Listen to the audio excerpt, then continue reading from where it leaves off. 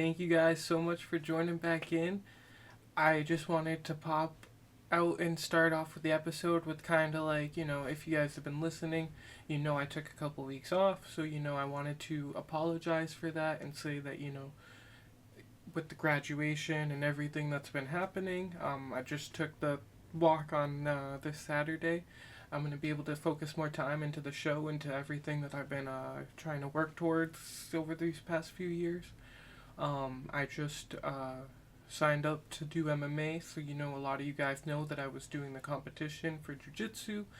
That was something I was really interested in. Now it's kind of evolved. I want to do MMA, and you guys are going to be a part of that journey like you were for the jiu-jitsu. So that's big, and then hopefully from there, I can take the podcast where I've always wanted to a lot, and get into the local MMA scene, start talking to local boxers, local MMA fighters, local, people who run gyms and everything like that. That's always been a big thing, getting interviews going and helping to promote people's brands. But, I think that we'll talk more about that as time goes on, definitely. But I just wanted you guys to think about that, and, let me know what you think about that as an idea. But anyway,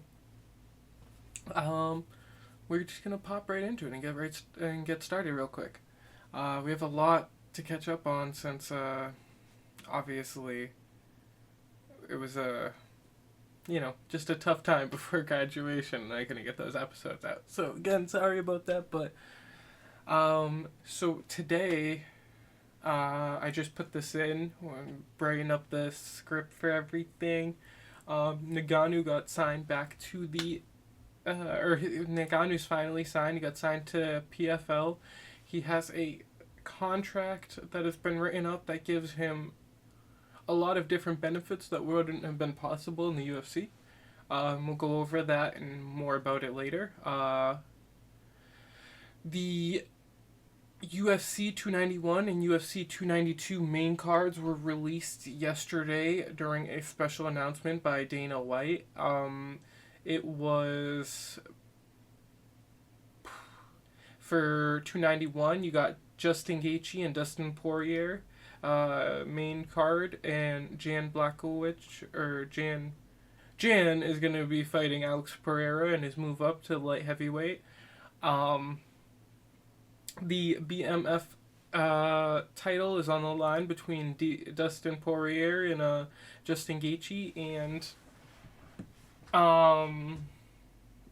it's gonna be a great one. 292. This in Boston. Looking to go to that myself if the card doesn't blow. So far, Aljo and Sean O'Malley are looking to headline it, and Zhang Wei Li is fighting some chick for the co-main. Very not interested. Sorry to female fighters. Nothing against you at all. I'm gonna get more into it, I promise. But I'm just not paying money for Sean O'Malley and female fighters. It's just not happening. I saw Sean O'Malley versus Piotr Jan. I saw Aljo versus everybody's fight, and I'm not watching that fight for, $600 when I can watch it for free with the Russian link, But anyway, sorry, I know this is supposed to be the catch-up.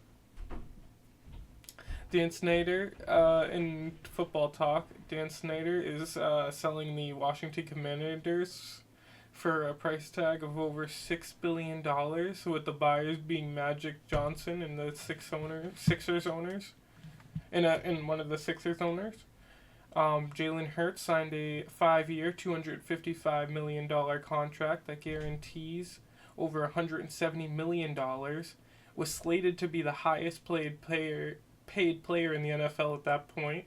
And then, after bringing in OBJ3 for 1 year at $13 million in hopes to bring Lamar, the Baltimore Ravens signed Lamar Jackson to a 5-year, $260 million contract, including $185 million in guaranteed money, making him officially the highest paid player in the NFL as of today. Wow. The NFL draft happened in that time frame since we last talked. We got the Patriots selected Christian Gonzalez in the first round from the Oregon Ducks. They helped strengthen their secondary. It's going to be a very, very fun year now with him back there. I think this defense will be insane. I really am. I think people are underrating how good this defense. Sorry, I got so close. People are underrating how good this defense is going to be, though. I don't know how much it's going to matter with the quality of the offense maybe being such a big issue, but we'll talk more about that. We also had more picks, but we'll talk about that. In the NBA, the playoffs are underway. They're over halfway over. From the first time we talked, they were just beginning, and now we just hit the first game of round 3. We're about to hit game 2 tonight. Celtics versus the Heat tonight, and Lakers at Nuggets were yesterday. Lakers came out with the L against the Nuggets when Nikola Jokic put up a almost quadruple double, or almost triple. He triple I don't know what it was. It was just a very insane stat line. Had over 30 points, over 20 assists, and over 15 rebounds. Just doing things like that in the playoffs. LeBron and AD were great, but still didn't matter. Doc Rivers ousted as coach of the 76ers after his third straight second round exit, I believe. Incredibly tough for him, but I could see it. I was telling people about it just the day it was happening. I was like, hey, if he loses this game, he's gone. He's gone. Bruins go up 3-1 just to blow the lead. This is just since the last time we talked. Just to blow the lead and lose it all in Game 7. Very disappointing and the definition of a failure season. We're not going to talk about this too much more. So this is just getting it out. Retiring stars, a record-breaking season, and a big contract. So it's kind of just looking like the Bruins from 2 months ago to now are in completely different spots. They were looking like potentially the best team of all time just a month ago. Now they're looking like heading to a completely different spot than they were last year. Maybe they pull the same type of turnaround that they had last year, that people expected something and they got way more, but I don't believe that's always possible. We'll see. We'll definitely see. But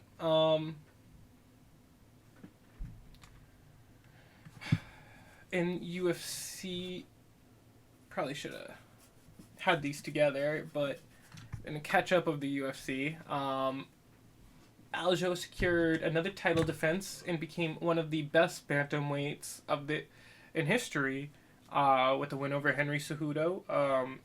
Henry, he came in, he gave it his best effort, and I truly believe Aljo won that fight.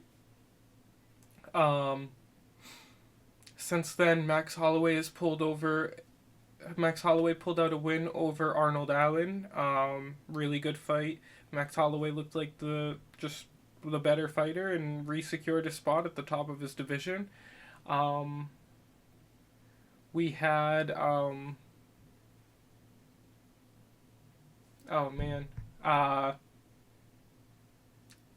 trying to think of the fighter's name. Of course, Flat Earther. Bryce Mitchell pulled out of his fight. We had a few fights scheduled, but things we're gonna probably remember and talk about as this goes on anyway. But we are gonna get into the episode now. So thank you guys so much for listening, and hopefully we have a great episode. We're gonna catch up on some stuff, and at the end of it, maybe some boxing or some. Like Undisputed, I got the game, and we can just live stream that, have some fun. And outside of that, we'll talk about some TV that I've been watching. Yeah.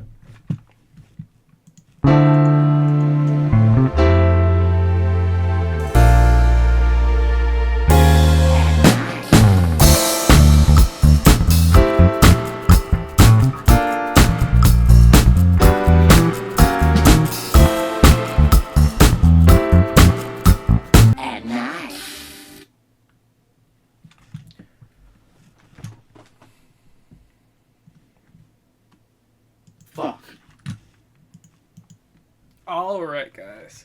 So let's get right into it. Since we have a lot to catch up on, we're just gonna break it up into little segments. We're gonna bang it out.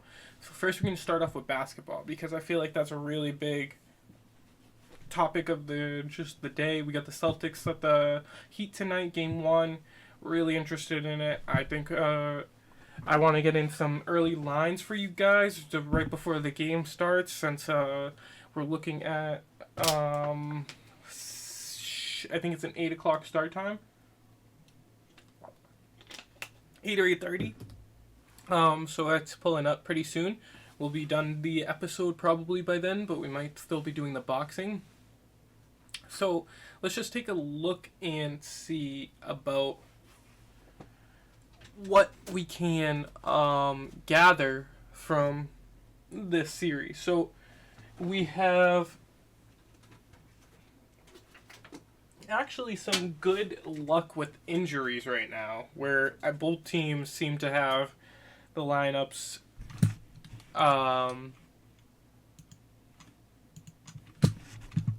that they want. No starters out, I believe. So that's important. I am interested in what that means for the Celtics, because, with that starting lineup, I do think they're one of the best teams in the league. So if they don't win, then it's kind of an issue.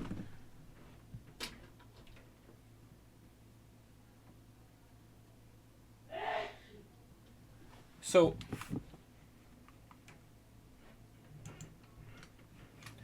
I am taking a look at it right now, and honestly, since January, they had a huge turnaround, or they had a huge downturn, but we were pushing the Celtics agenda. We knew that they were as good as people had touted them to be. Even with this first-year coach that has had struggles, their talent has succeeded through, and I truly believe that although the issues will come around to bite them in the ass if they play the Nuggets or even the Lakers, I think that even right now they're outmatching their opponents on paper, and when it comes down to it, I think that a few players are going to eat. I think that tonight is going to be a good game for the Celtics. I think this is going to be a good series for the Celtics. I don't think it's going to look like last year, and right now I'm calling it's going to be an earlier one than people really believe. I think this might even be the easiest, or tied with the easiest series for the Celtics, just based on matchup and overall, the Heat playing above their water, putting their head above their own water for a little bit, and it's going to catch up to them, and they're going to get tired, and they're going to look weak. Kind of like the Celtics did last year towards the end, even though they were the better team and won out. So, that being said, our other pick, which was not the Celtics to win the championship, the NBA championship, was the Clippers. So I guess you guys can see how that went for me. I had the Clippers back in January, I think.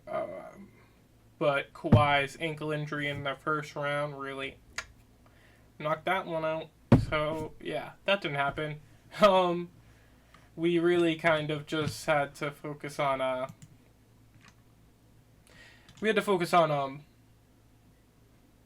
the Celtics at that point, and I was still confident in them, though. I've been confident in them since the beginning. The only time I lost confidence at all was during Game 5 loss during the last series. I was kind of blown away by that one. 6 and 7 were good turnarounds, that it was very necessary. So, I think that was a good showing for me. A lot of people are going to crap on that and say they shouldn't have been in that position, but great teams make bad decisions and pull out of it. And, like the Celtics of the past, it's happened before where the better team ended up in a worse position and just because of their skill pulled out of it. I have no doubt that, That's what it was. And the Celtics, I truly believe, are going to win this round. This game, I'm scared of. They're 8.5 point favorites. Oh, and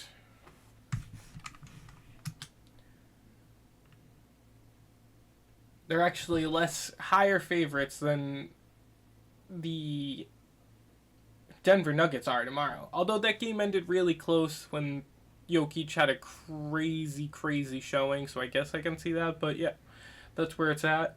I don't know if I would take that. I think I would take.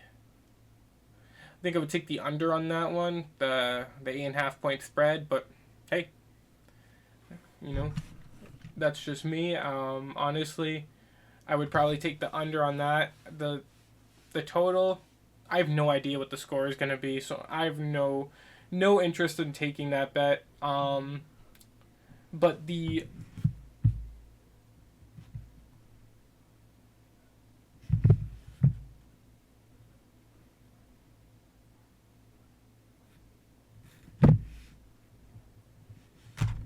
But the money line, they're such heavy favorites that I think there's some value in taking the Heat for this game because the Celtics have had bad showings early on. They usually split the first two. Honestly, as the person who's looking at trends versus like just their Celtic love, it really does show for maybe a good opportunity to take the Celtics, or I'm sorry, the Heat, when the pressure's on the Celtics as the better team, heavy favorites in their hometown, where the Heat could just come in, play their game, and all they have to do is get one win. All they're looking for is one win in Boston, and from there they can take us to 7, like the other teams have been able to or had the opportunity to. So that's what I'm thinking. If you're looking at that, that might be a good bet. And honestly, I think just because of where we are in terms of me wanting the Celtics to win, I'm gonna take it. So, and because I ended up changing my markers, I double did that, and you guys are gonna have to deal with it. But I am taking a look. I've been thinking about taking some props early on for the future, so I just wanted to take a look and think with you guys. But honestly, that's something we can do before the championship, and we'll still have that opportunity next week. So we might save a little bit of this for next week, actually. Celtics are sitting as favorites to win the finals, though. We're going to just talk about that. Heat are currently incredibly underdogs. There might be some value in that one. But honestly, I couldn't take him. I would say the only value at this point is in the Lakers or the Nuggets, I guess, because of obviously their opportunity to win, in my opinion, versus Celtics. I think they might be underrated favorites for this. So I would say between those two are probably the most value, and then the Heat are just nothing. Celtics are something. I mean, Heat or something, because obviously they're so far down, but I think it's going to be tough for them to pull it out against the Celtics and the Nuggets in the last two series. So, but that's it. That's all we're going to look at for this. Not too much we need to talk about. We'll pop more into like the storylines, like Doc Rivers being fired. I mean, come on. That's just kind of insane, especially as a Boston fan, to watch him go from kind of being one of the most touted coaches in the NBA. I was pissed about Brad Stevens coming in over him, and then to watch him kind of go to, the Clippers, and I know he's on the Sixers. I think there was one other team, maybe before the Clippers or between, and we see what's happened. He's had some of the greatest talents of the past 2 decades, on his past 3 decades, if you include this next one that we're going to be in, the early 2000s, the 2010s, and the 2020s. If you count all three of those 10 years, decades, he's going to have great talents in each of them. And he did nothing. He had one championship in Boston with the big three, was supposed to win more, did nothing after, did barely made out of the second round. I think he made out of the second round like one time. I'm not 100% sure outside of his time with the Celtics. So, with all of those names that have come through his building, including people like Kawhi, Chris Paul, list goes on. It's an incredible list, and for him to get knocked out again, whether or not it's his fault in this game or other games, it's showing that his teams just don't win, and he can't be the coach of a team if he can't win. If they can't win, like, it has to be something. And Joel Embiid is one of the best talents in the NBA. If he's not winning, he's got to go or the coach has got to go. And right now, he just won MVP. Coach didn't win. Coach of the year. One got to go, and I don't think it's going to be MVP. So that happened, and I don't know where Doc Rivers is going to go, but I don't think it's going to be a team. I think maybe it's going to be like a Raptors or something like that, where Nick Nurse just left. Because, like, at the end of the day, it's like a crappy team with not much to look forward to. But to get to the second round, like, that's what they kind of want. So I think at the end of the day, they might be okay with the Doc. But something that happened yesterday, actually, was the NBA draft lottery happened, and the of course. Oh, the San Antonio Spurs got the first pick in the NBA draft next year, earning themselves a shot at Victor Wembanyama.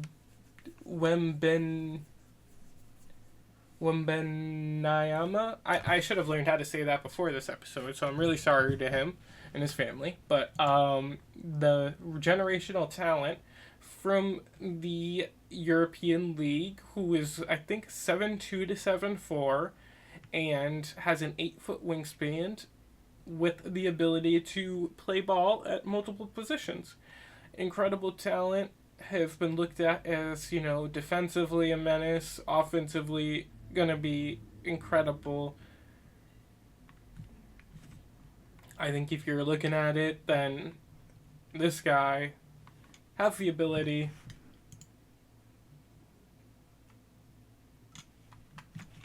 to control the NBA. If he really lives up to the way that people are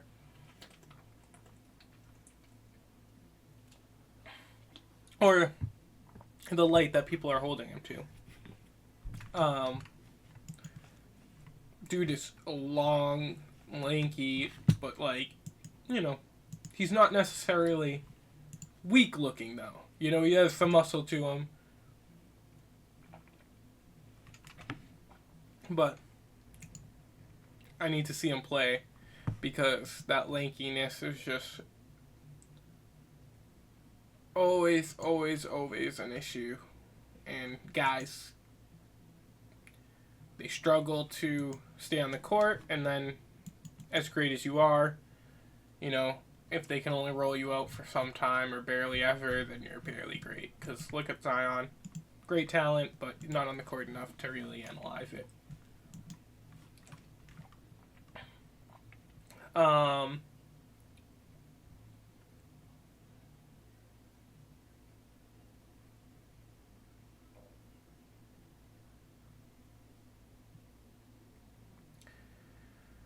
So the Timberwolves got knocked out by the Lakers, just to catch up on some stuff. Lakers also knocked out the Warriors. Good to see the Warriors go. I'm happy to not have to see them again. That would be a finals matchup that I would actually just be annoyed by. And the Knicks are knocked out. They could not secure the dub in, something interesting because I just like to hear about the Knicks losing, an organization that should always be losers. But in other areas, the uh, uh,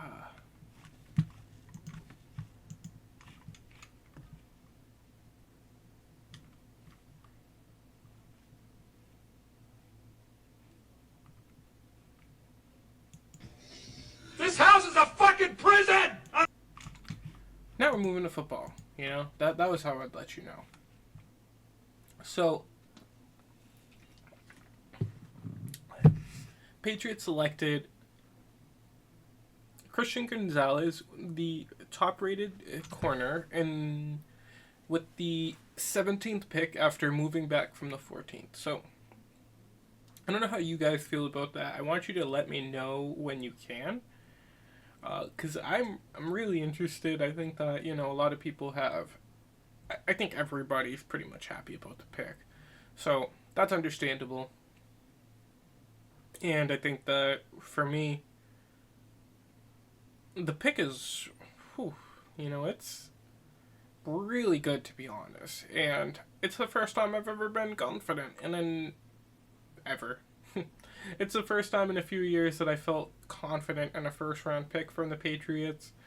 Maybe it doesn't work out, but I'm not gonna shit on the pick. I'm not gonna go and argue about it with my family, like I did with Cole Strange or something of that nature. I think that he could completely contribute to the team, regardless of what the team ends up being. It won't be his fault because I think he's an incredibly talented player. So I want to see how it works out. I think that he can be a huge part of this team going forward, at least until they have to pay him and he goes to another team. So the picks that came after, they were kind of centered towards defense and offensive guards and stuff like that. I didn't love that necessarily. They had the funny meme with the edge rusher, Keon White.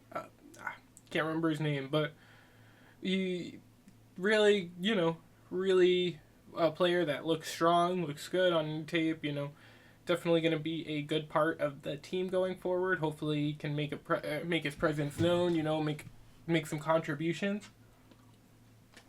But either way, at least he got to be a meme.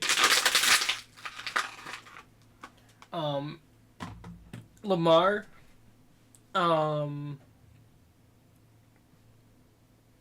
Other than that, I don't really care. I mean, some quarterbacks got drafted first. Well, maybe they're good. Maybe they're not. Who cares? We'll see.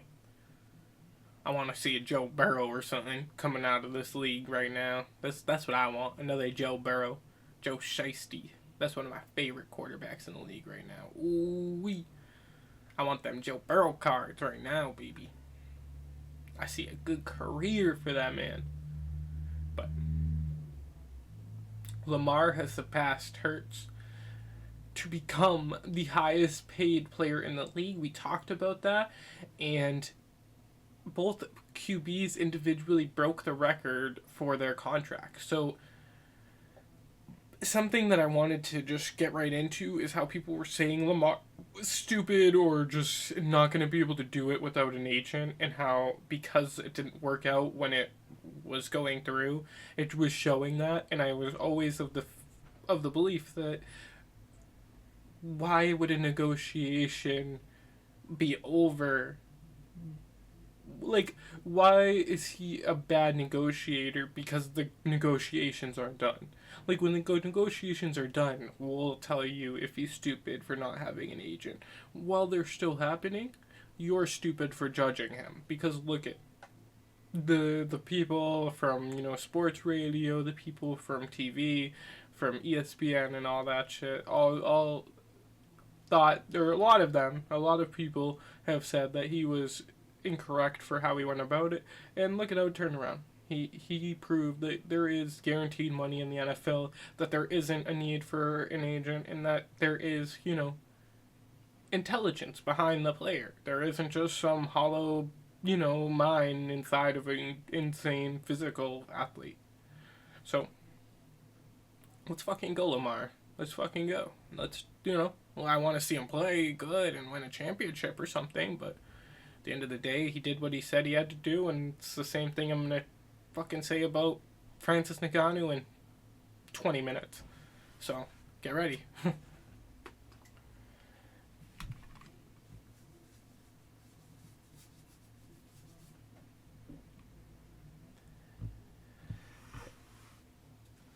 After that move, though, what do I think about the Ravens? I think that they're going to be tied up with money. I do think that's true, and that is a good argument and why it's a tough one to make, and they will be tied up, but they're going to have a good offense. They have good weapons. His line isn't as necessary as other people's lines, so hopefully they can save there, pay what they have to in other places, solidify the defense, and you really can have a unit of a team. I mean, as long as Lamar is there for most of the season, you can do incredibly well for what you need to. Maybe not be first seed, maybe not even get a bye or something, but you would be able to make the playoffs, be first seed in your division, and then from there, just do what you have to do to win the championship. Anything's possible at that point.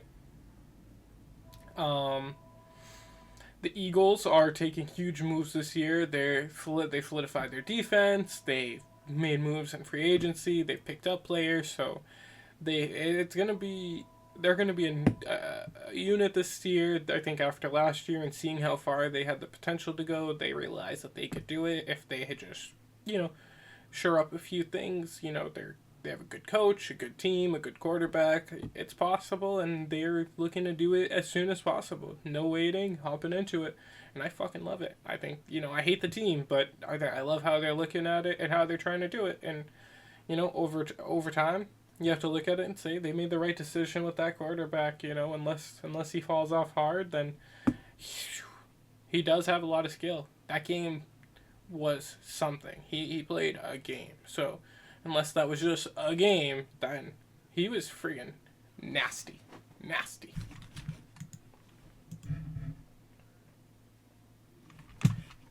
I did want to touch on Daniel Snyder's sale of the Washington Commanders after 20 years of ownership to Magic Johnson and a partial owner of the 76ers organization. I think it's good. I think it's good for the organization of the Washington Commanders. I think it's good for the NFL. I think it's good for the fans of the NFL. And honestly, I think it's good because I do not like Dan Snyder. I think that he is a horrible person. I think he was a horrible owner. Didn't give a fuck about his organization, his players, and the people that worked for him. And, I think that's what happens when you're that person. And look at him now. So, no person sits above being too scummy.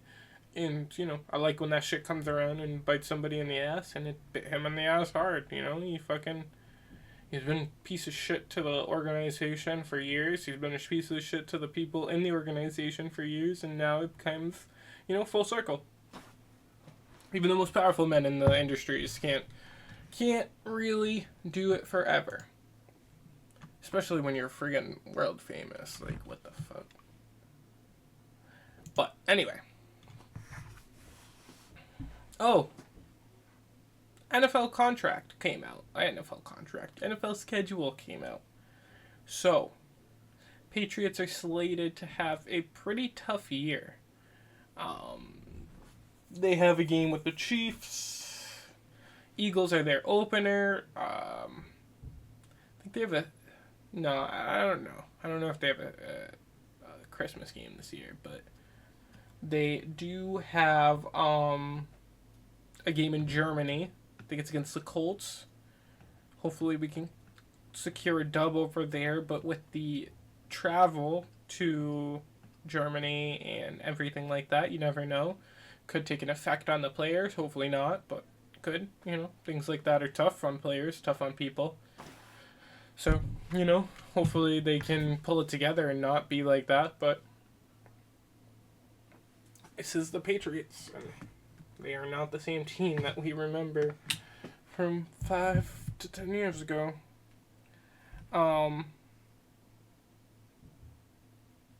I do think that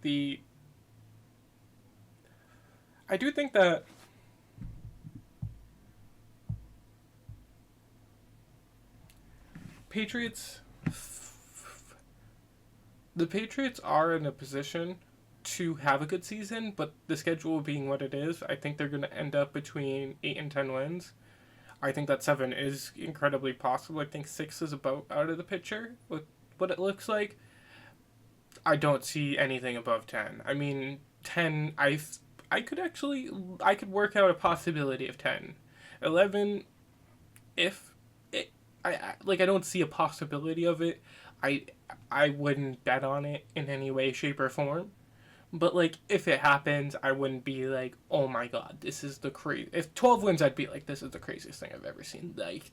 There's no humanly way they should have done this. But 11, I'd say, is a miracle that God didn't need to do. 10, doable. 9, should be. 8, bad, but probable.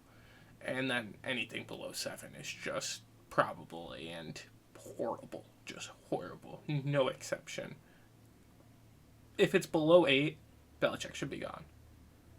Belichick should be out of here. I don't care if you're sitting here, you're talking shit about fucking some coach like Joe Mazzulla in basketball about, how he's doing in his organization with it going, he's been handed a team that he has no control of. He's first year after being moved up from the second row coaching from a friggin' not even a B League team to like a friggin', the top of the top. Belichick has been in control of his seat forever. Every aspect of it, he controls it. He makes it go. He has the full thing, and he's sitting here and he hasn't done crap in years.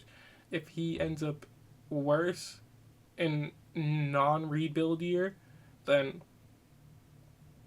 that's unacceptable. I can't do it. I cannot do that. I would not buy anything for that team. I would not, I'm honestly already pretty far away from it, but definitely at that point, no merchandise, nothing for the team if they fucking allow Belichick to come back after a year of fucking 7 wins, 6 wins for the Patriots in a 17 game season. That's bull. That's impossible. The schedule isn't that bad at all. At all. You got some tough games in there. You got some winnable ones too, though. So, I'll just get that out of the way. Please. He is not justified in winning anything below 8. 8 is the minimum. 8 is where he should be the most, uncomfortable operationally. Everything else is just... It's just malarkey.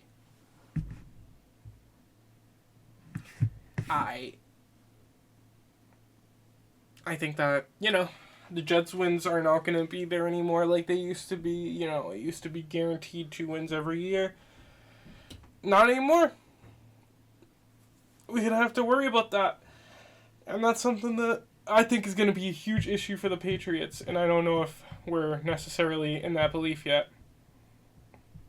I think that it might be something that comes around to be a tough wake-up call for us. But to be on a little bit of a more positive topic, I feel like when I get into the UFC, I get a little bit more just neutral and positive. The Patriots is very tough for me. So we'll talk about the UFC. Ultimate Fighter's coming up. We got the premiere on May 30th. Really interesting. The guys have been building up the hype. Both fighters have been talking about it. Chandler, McGregor. Really, really big stuff coming.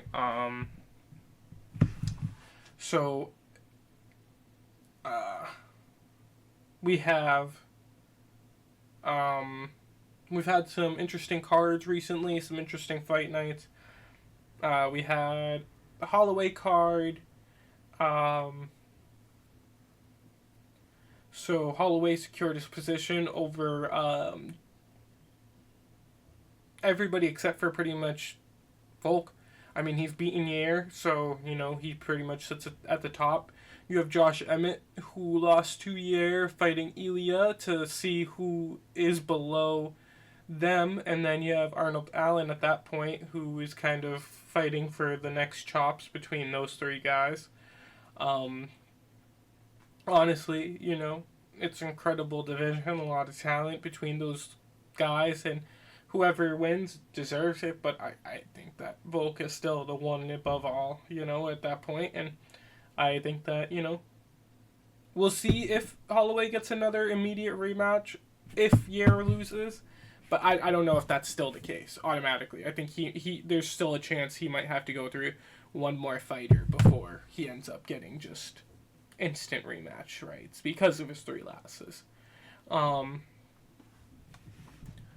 So we saw the Blades and Pavlovich fight decide a part of the future of the UFC heavyweight division. Pavlovich, who we did bet against and believe was going to lose from the beginning, secured a victory in the first round, continuing his knockout streak, his first round knockout streak. I think it was 7 fights now, or 6 or 7 fights now. But incredible. He did it again. Curtis Blades, we thought would just destroy him. Alistair Overeem style, just have him fighting for his life in areas that he's uncomfortable.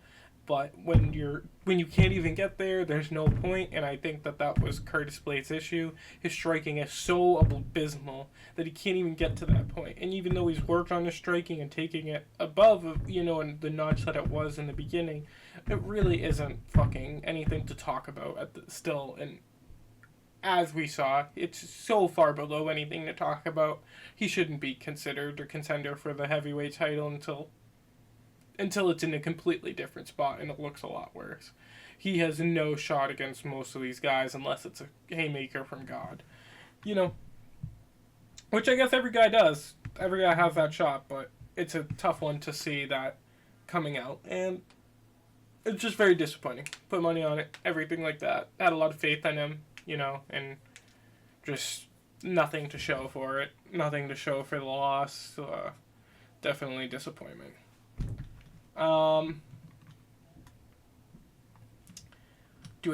think Pavlovich would have a good matchup for John Jones, but honestly, I think Alistair Overeem laid the game plan of what John Jones would do to him, and I think that wouldn't be a great fight. I think that Blades was the better fight, but it was only because I think that John Jones' striking is right now not in the level that he used to be, and I think that it's not like Sergey where he has the knockout power to be able to hurt somebody real bad on those clips.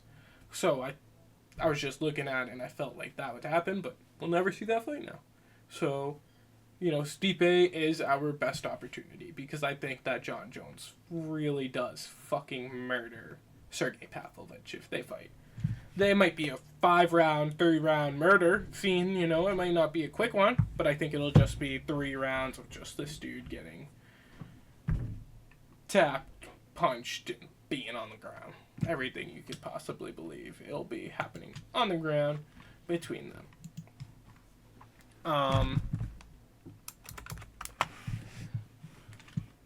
But it with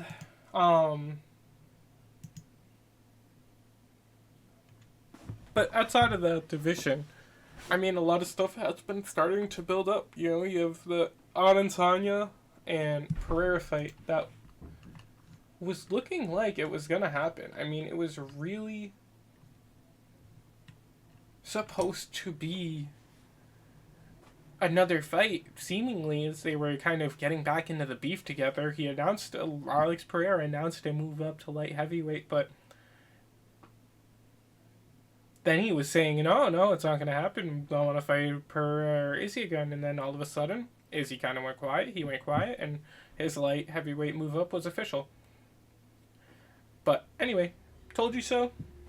I knew Alex Pereira would move up. We knew that weight cut was brutal before people started talking about it. We saw it, and it was just a necessary move. I have nothing against it, and I think it's a good one for him. Or I have nothing against it. I think it's a bad one for him, actually. A good one for Izzy, and a good one for the UFC. So let me be clear with that, and what I think is like. Alex Pereira was dominating these guys physically. The guys he's going to be fighting now are just there's physical differences between them. That's why Adesanya is the GOAT of his division, and then he goes up and loses to guys who are really good, but not great even. He is going to lose his physical advantages and then be a worse version of Adesanya with slightly more physical advantages. I don't see that winning against somebody like Jan, who's just has the actual physical strength to take you down and hold you down, unlike what Israel Adesanya would do, or unlike what Sean Strickland could do. You know, these people can't do this stuff, but when you move up to light heavyweight, Jan, he can do that to you. Magomed, he will do that to you. So that's not a good move for him. I just don't see any wins in that division for him, outside of, some lower ranked people in the beginning, at least, to build up, to see what he has to do. I think he has to take that loss, though, and either move back down or see what he has at a lower rank to build up to the idea of what it is or what it takes to survive in that division. No confidence, though. You guys know that, but still. So we have Bo Nickel returning. I think that they're setting this dude Tristan Gord to the wolves. I think that he's a horrible matchup for Bo. I think Bo is gonna annihilate him. I'm really excited to see Bo back, but I kind of am just like, that's fucking stupid. I don't want to see that. Nobody wants to see that crap. We talked about Ilya Torpia. He's back at Topuria. He's back against Emmett. They have Emmett as a heavy underdog in that one. After his loss to Yair, which I can see, he was kind of fucking dominated. And Ilya just pulled out a really good win over Bryce Mitchell. I don't think Bryce Mitchell's fucking good. I really fucking don't. I mean, I think of course he's good, but I don't think he's fucking. I mean, he's gotten wins over dudes who are bad matchups for him specifically. But, I don't think that Joshua Emmett, I think he's a more overall well-rounded fighter who's going to be able to hold down the things that Ilya was able to take advantage of when he was fighting Bryce Mitchell. So I think there's some value in the Josh Emmett bet, especially considering where he was before he went into that fight. Let's check it out. Let's check it out soon. We got some time before it. But yeah, that line's kind of been steady. You got Oliveira and Dariush. I think we've talked about that one already, obviously, but you have Oliveira still sitting as the underdog, 10-1 odds. He's looking pretty good, for my opinion, to be able to pull off a victory. He's easily one of the best fighters in middleweight.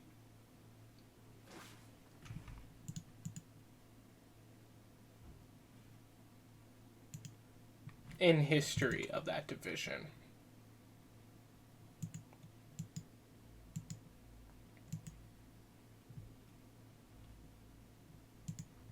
Wait, now I have to check it out. Okay. In the history of the lightweight division. My bad. That's what I thought it was. But, anyway. I think that his ability to chase submissions, his striking, which is not as good as we thought it was, but is really good because Islam Makhachev is incredibly underrated in striking, will be a lot for somebody like Dariush. I think Dariush has very little flaws in his game and is going to be a monster, but I don't see him having something that's going to be able to take down Islam Makhachev or take down um, Charles Oliveira in the same way, or take down Charles Oliveira a peg in the same way that Islam Makhachev's wrestling or grappling were able to. Nobody can do that. Dariush maybe is very close. He can't do it. It's just not possible. And that's why I believe Charles Oliveira pulls out the victory, whether it's through submission or through knockout. I don't know. But I do believe. No, I don't think it's through knockout. I believe it's either through submission or we see Dariush win through rounds. I mean, he has a better ability to control a fight throughout, the whole fight. Less. I'd say not less, but actually, the better way to put it would be his more intelligence and his fight IQ, and would be more willing to sit back and take the fight to him when necessary, but hold back and just get the punches that he needs to. So, I have a lot of faith in Dariush in that way, but, I would want to fucking bet Charles for the fucking submission win. That's what a man does. That's what a fucking man does. So we've also recently had the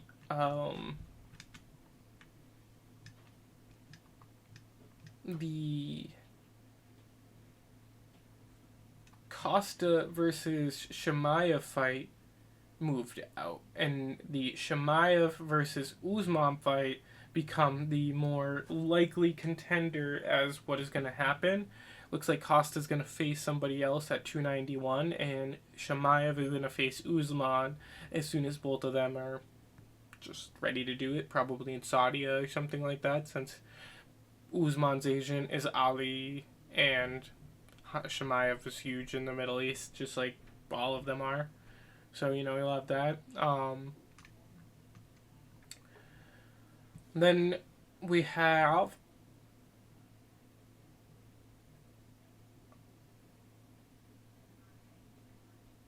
the other 291 fight released. It's Stephen Thompson versus Michael Pereira. Going to be a very interesting fight to see Stephen Thompson back. He's a heavier favorite, and I do take him in this one. I want to do a little bit more research, but I'm a big Stephen Thompson fan, like a lot of people are at this point, and I want to see where he stands in terms of the matchup before I do anything with taking it. The Robert Whittaker versus Driscus fight is coming up. We talked about that a little bit in our last episode. Oh, actually, I don't know if we did. I might have been announced since the last episode, so my bad. It's a huge middleweight fight that could serve as the title eliminator for the next fight, and just completely changes the way the division is formed if an upset happens. Should be a great fight for Rob to show his dominance and kind of take over and really beat the fuck out of Driscus. I have no doubt that Robert Whittaker has the ability to take that win and even get the finish and end his streak of not finishing fighters. But, Driscus is a monster, like a lot of these guys are, and he has the ability to pull it out. I just need to see this shit happen. That would be insane. He puts himself in position to get the title shot against Izzy, maybe in Africa. That would be fucking hilarious and just awesome.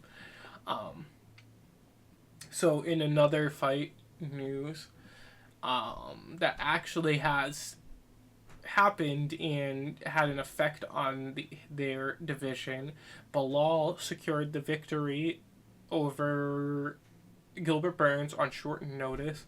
Gilbert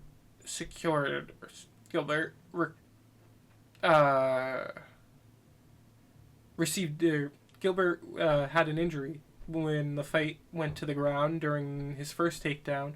Gilbert hurt his shoulder, had a tear in his ACL, I believe.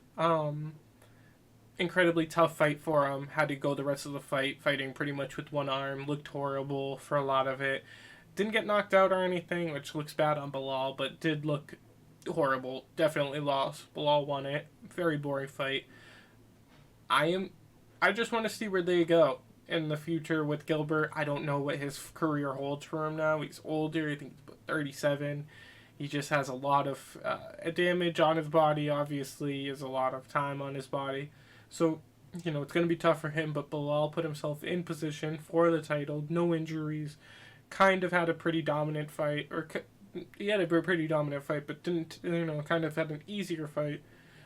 Taking it on short notice as well after Ramadan. Just, very tough, awesome guy for doing all of that. And, I'm excited to see him get the opportunity when the Leon versus Colby fight happens, or if he takes it over Colby. I don't think I'm too mad about that. I think the whole Kobe sells thing is a little bit overrated. I don't think Bilal sells. I do think that's untrue. But it's the Ultimate Fighting Championship, not the Ultimate fucking Championship. Like, nobody should fucking have to sell themselves to get their shot at the title. It's a championship, and the best should get it. That doesn't happen, but whatever. That's what I believe. Back in my day.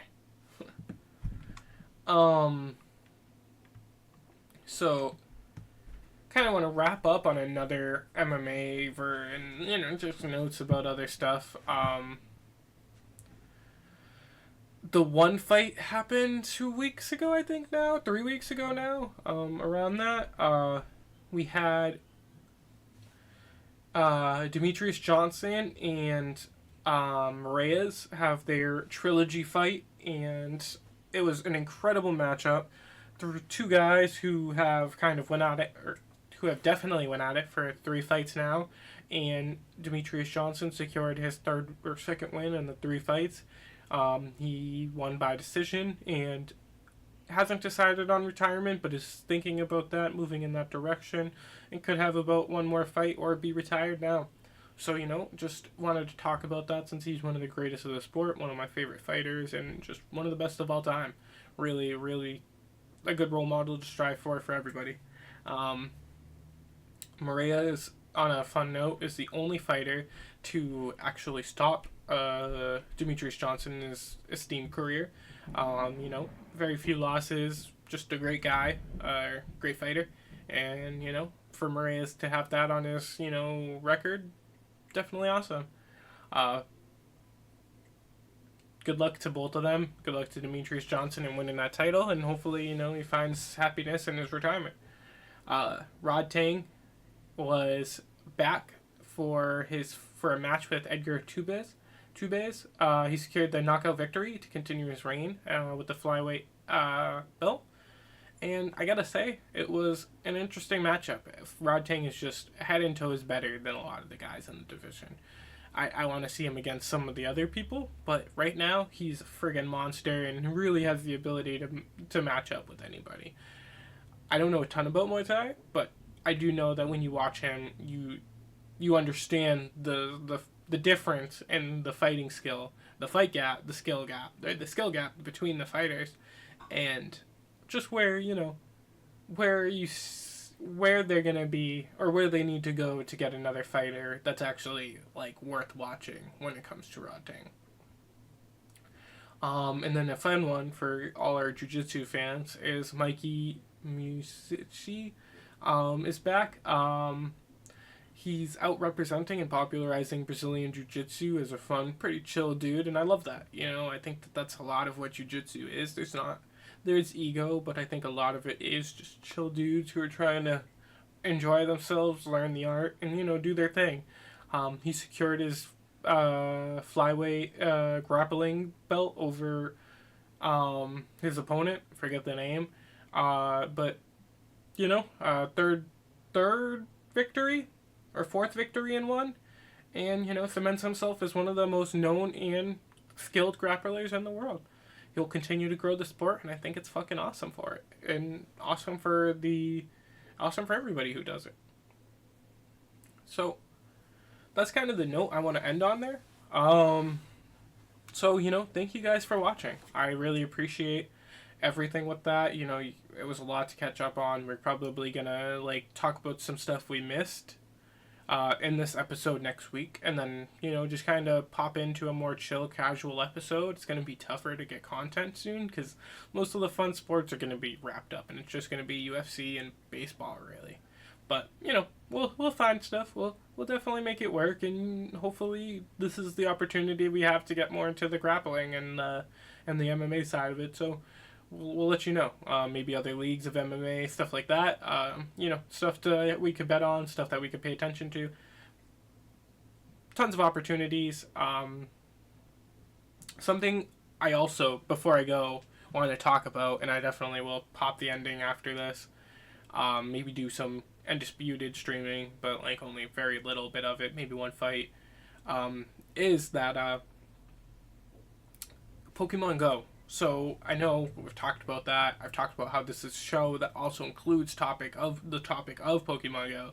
We just don't talk about it that much because a lot of other stuff that we have on our plates, obviously. But very, very, very disappointed with the decisions that Pokemon Go has made over the last few months. I have been a very big fan of Pokemon Go. Started playing 2 days after the start. Level 42 account or level 41 account. Definitely have invested a decent amount of money into the game. I've invested a lot of time for sure into the game. A lot of nights, a lot of just chilling out, doing stuff, or just driving to spots so that I can hang out and play Pokemon Go. Different things like that. It's a game. I'm not that hurt over it, but I thought this is a good opportunity for me to kind of talk and air my grievances with the game in a way that isn't as toxic as maybe some of the things that I've seen online that I definitely understand can be overbearing for creators and people who have large names that are in the games that make content for the game or surrounding the game. But they're moving in the wrong direction. I just believe it. I believe it wholeheartedly. I am of the belief that if you are making raid passes, if you're limiting the amount of raid passes to limit remote raids, remote raid passes to limit how many remote raids a person can do to promote in-person raiding, I get that, right? We want a more in-person game. It gets people going. It's the whole point of the game. Why raise the price? What is that doing? It doesn't serve any purpose outside of their profit, right? And you can say that, hey, well, I guess it's just a business and, that's for their profit. But they're already doing stuff to hurt the game, and then they're just outright making a profit decision on their customers' backs for no reason. I just think it's a horrible move. I truly believe that, raids are harder to do for some people than others. So, the 5 raids that we can do, why do we have to shell out now just under 200 coins versus, I believe, was 150, which was already raised above what it was before, for something that, obviously, you know what I mean, people pay money to get the passes for. So, I just believe that was a cash grab on people who they're already fucking out of a 7-year-old game. Or, yeah, a 7-year-old game. I don't get the people who defend that aspect of it. I think that with this game, you want community for in-person rating. That's the whole point. And when you drive people away doing stuff like this and making decisions of this nature, there's going to be less community. And sure, you'll maybe always be able to find something. But I love this game, I think, as much as a lot of people. Maybe not as much as others, and maybe more than a lot. But if the game doesn't have community, the game is nothing. It won't survive. It'll go the way of all of the other Niantic games. Probably the way of the period, whatever bullcrap that you have to pay to breed an animal in. The company is obviously in a place where they made tons of money on Pokemon Go giving them the idea that they could do what they wanted with the game and it would survive and they would survive. Now they're testing it.